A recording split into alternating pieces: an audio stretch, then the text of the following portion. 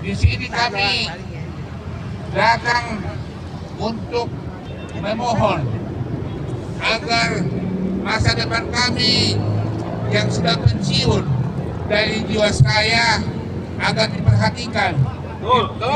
Di mana kami sudah mengabdi di Jiwasraya, ada yang 30, ada yang 30 lebih.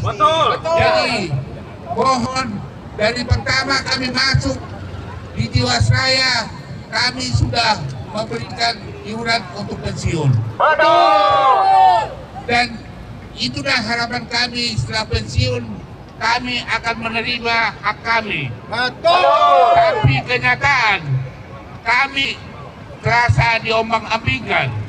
Untuk itu kami mohon kepada Bapak Erik, Menteri BUMN dan Bapak Presiden, tolong diperhatikan nasib kami. Kalau